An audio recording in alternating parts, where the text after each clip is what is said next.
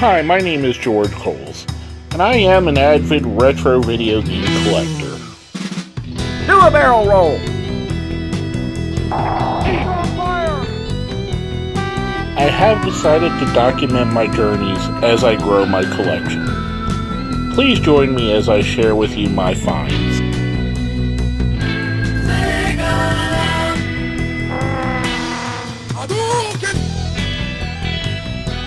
Welcome to Retro Game Treasure Hunting. Hi everybody, as the intro said, my name is George Coles, and this is Retro Game Treasure Hunting. On this episode, we're going to talk about some interesting finds that I made at my local Goodwill store. And as I do more of these, you'll see I do try to pop into Goodwills and pawn shops. For anybody out there that's new into the retro game, trying to find old games or just trying to get a specific game, these are really good places to see. They're not always going to have something, but every now and again you find some gems. And yesterday I found some real gems when I popped into my local Goodwill. They're all related to the Philips CDI. Now the first thing is, if you can see, this gigantic hunting machinery, the actual Philips CDI itself. Now, I don't know if the camera's going to pick it up off the sticker.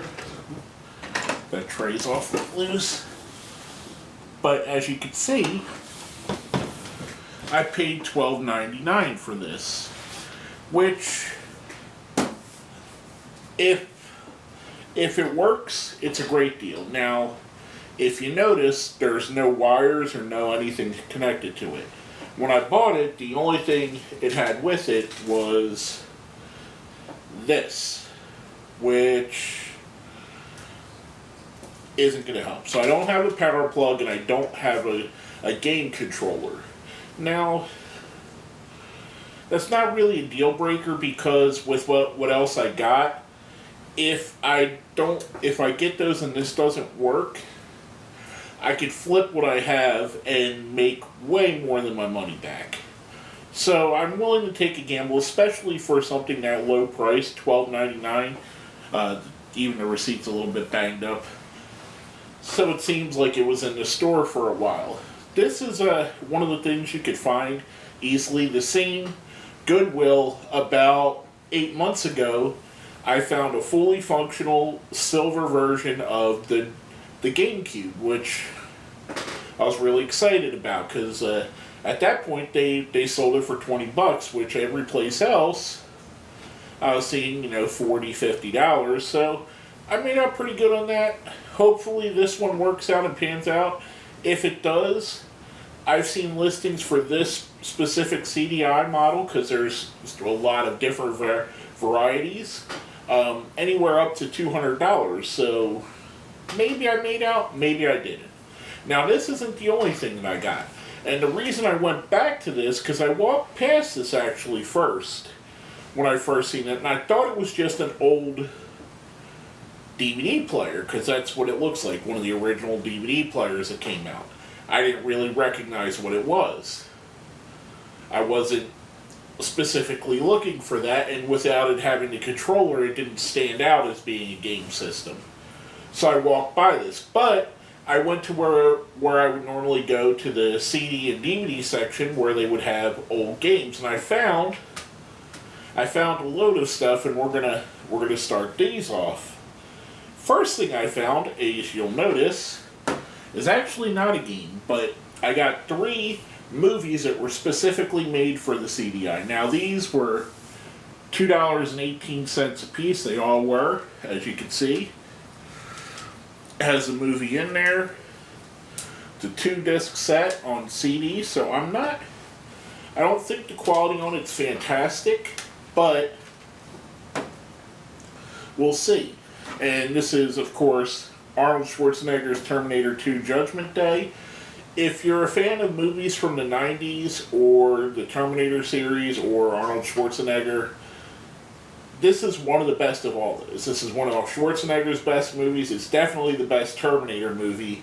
and it's probably one of the most iconic movies of the 90s. There was so many advancements made in technology using this, and the storyline was fantastic. It was one of the first times where a movie sequel was exponentially better than the original, but I really enjoyed that. So I seen this, then I seen some other movies. The second one, Star Trek VI, The Undiscovered Country. Now, I'm a huge Star Wars fan, but I enjoy Star Trek too. Now, one of the main things about Star Trek is my mom was a huge Star Trek fan. So I have the movies, especially the original cast movies, have a special place in my heart, have a special connection because they're something I watch with my mom. So even if this CDI doesn't work, I bought these kind of because of that connection. And the third and last of the movies was Star Trek II, The Wrath of Khan. Now this one, as you can see, another 2-disc set, is absolutely my favorite of the Star Trek movies. This is, I think, the best one. Probably closely second with Nemesis. I really like Nemesis as a movie, but I'm more of a fan of the Next Generation crew than I am the original crew. This, to me, though, captured the vibe of the original cast more than any of the Star Trek movies with them. And again, another $2.18 purchase. So even if it's just for the amazing case art, because look at these. These case arts are beautiful. Even if it's just for that, for display, even the Terminator one, even if it's just to display those beautiful case arts, that's worth the $2.18 a piece to me in itself. So I'm pretty excited with those three, but I'm even more excited about the next three things I was able to see. And this is where I seen these and I thought to myself, well, that DVD player kind of looked like a CDI, so that's why I went back and got this. But these are what made me do it. I got 3 actual games as well. The first, Chaos Control. Now, you may have heard of this and you may have not. This is one of actually the more highly rated of the CDI games, one of the more well thought of games. It's a rail shooter game, and it actually, in 95, the year it came out, 1995, GamePro gave it the CDI Game of the Year. Rail shooters they're not really that many getting made lately, but it was a fun genre. It's a fun game. I'm going to be excited to play this. I've never played any of these games, by the way. I've heard of all of them, but I never played any of them. This one, I thought, this is going to be really fun to try. I mean, if I could get this CDI to work, this will probably be the game I spend the most time with. Now, I have read that it's rather short, that you can beat the game in about an hour and a half, but that doesn't mean it's not a fun game. And, again, for $2.18, if I can get a good fun game that's an hour and a half, and I enjoy it, I'm going to play it multiple times, probably. Especially to see, maybe, how fast I could speed run it. Now, the next one is a game called Inca, which is also another $2.18. This game is very interesting. This came out early in the CDI's lifespan, and it kind of feels like, from reading it and watching video on it and what I've heard about it in the past, it was a very ambitious game that I think tried to go and do too much. They took elements of space combat, simulations, adventure games, shooting, puzzle games, and they kind of crammed it all into one. Kind of, sort of, like, I don't know, the best comparison I would say is Myst, but even Myst doesn't go as far as this, but it always struck me as something very interesting. Whenever I would see stuff about the CDI, this was a game that interested me, so when I seen it was there, and this was one of the games I was like, okay, cool. I'm gonna get this, and hopefully, when I get this running, I can play this game for the first time. Now, last but not least, this is the catalyst for the entire buy. It's called Link, The Faces of Evil. Again, another $2.18 purchase, and as you can see, it even still has the cardboard outer casing. Amazingly nice artwork on it, which, from what I understand, that's probably the best thing we're going to get about this game. This game is much maligned. They're the two Zelda games that they made for the CDI, which Nintendo licensed out their Zelda franchise to CDI, to Philips for their game systems. But they're very much maligned. No one thinks of these very, very positively. They're very cutscene heavy from what I understand. The story's poor, the gameplay's clunky. It's nothing like any other Zelda games that are out there. I'm a huge Zelda fan. So, again, like I said with some of the other ones, just getting this, even if this CDI never works, this is a nice thing to have in my collection. Just so I could say I have the majority of the Zelda games. At this point, the only Zelda game that I don't have in some fashion is the other CDI version. The other CDI game. So, maybe I'll run into that in a while too. But at the price for $2.18, I don't care if it's bad. Like I said, it's going to go into my collection as just a Zelda game.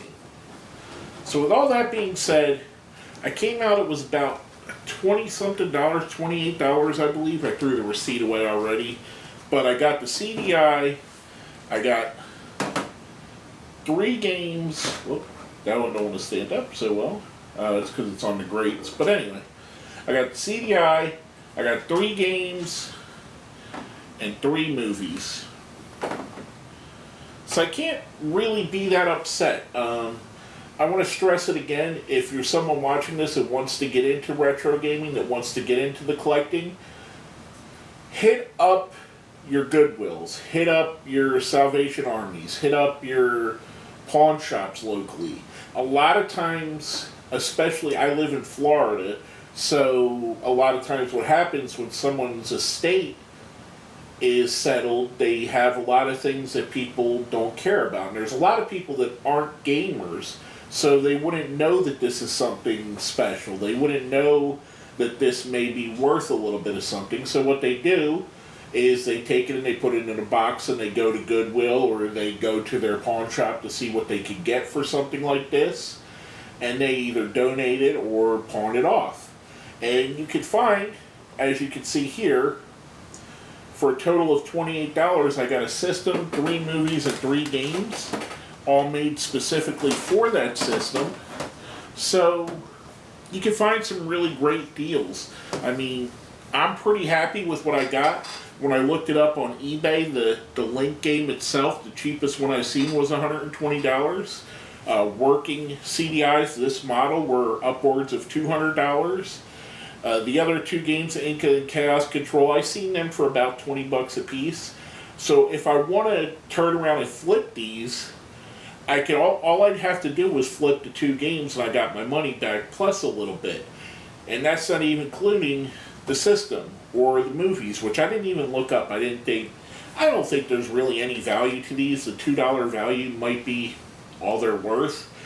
But like I said, I have a personal connection to the Star Trek movies, and the Terminator 2 movie is one of my favorite movies of all time, so why not get this? I have it on DVD and Blu-ray as well, so, you know, just a great set. I think I made a great find. My friend Paul calls it the Coles effect, that I stumble into stuff like this. But it is what it is.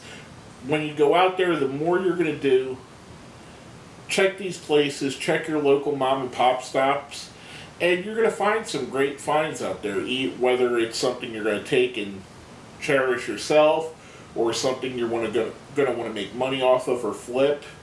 You can do it easily. But with all that being said, my name is George Coles, and this has been another episode of Retro Game Treasure Hunting.